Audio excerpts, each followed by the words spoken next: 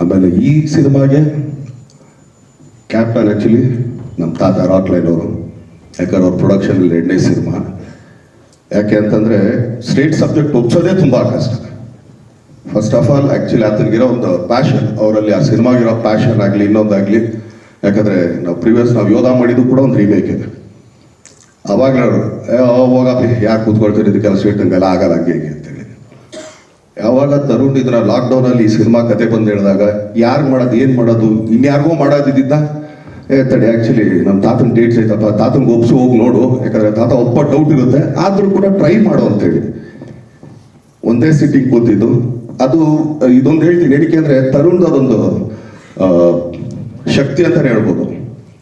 ನನಗೆ ಹೇಳಿದ್ದು ಒಂದೇ ಸರಿ, ಸ್ಟಾರ್ಟ್ ಟು ಎಂಡ್ ಎಲ್ಲೋ ಇದೊಂದು ಲೈನ್ ಇದೆ, ಈ ಥರ ಅಂದ್ಕೊಂಡಿದ್ದೀನಿ, ಹಂಗೇನಿಲ್ಲ, ಈ ಥರ ಇದ್ದಾಗ ನೋಡ್ರಿ ಹಿಂಗೆ ಹಾಕೊಂಡು ಹೋಗ್ತಾ ಇದ್ದೀನಿ, ಹಿಂಗೆ ಹೋಗುತ್ತೆ ಗ್ರಾಫ್.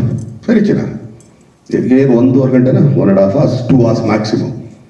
ಆಮೇಲೆ ಅದ್ರ ಕರೆಕ್ಷನ್ ಹೇಳೋಕೆ ಬರಲಿಲ್ಲ ನನಗೆ, ಇಲ್ಲ ಇದು ಯಾಕೋ ಬೇಕು ಬೇಡ ನೋಡು ಏನೂ ಇಲ್ಲ, ಚೆನ್ನಾಗಿದೆ ಅಪ್ಪಿ ಮಾಡೋಣ ಸರಿ. ಅದಾದಮೇಲೆ ತಾತ ಕೂಡ ಆ್ಯಕ್ಚುಲಿ ಫೋನ್ ಮಾಡಿದ್ರು, ಮೊಮ್ಮಗಳು ಏನೋ ಆಗಿದ್ದು ಕತೆ ಅಂತ. ಇಷ್ಟ ಆಯ್ತಾ ಅಂದ್ರೆ ಇಷ್ಟ ಅಲ್ಲಲ್ಲ ಓಕೆ ಅಂತ ಅಂದ್ಬಿಟ್ಟು ತರುಣ್ ಒಂದೇ ಹೇಳಿ ಕಳಿಸೋದು.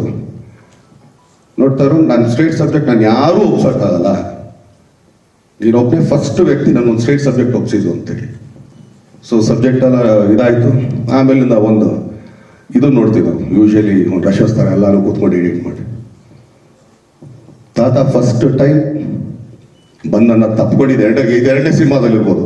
ಯಾಕಂದರೆ ಕುರುಕ್ಷೇತ್ರ ಆದಮೇಲೆ ಬಂದು ಇದರಲ್ಲೇ ತಪ್ಕೊಂಡು ರೋಮಮ್ಮಗನೇ ಅದು ಯಾಕೆ ತಾತ ಇಷ್ಟ ಆಯ್ತು.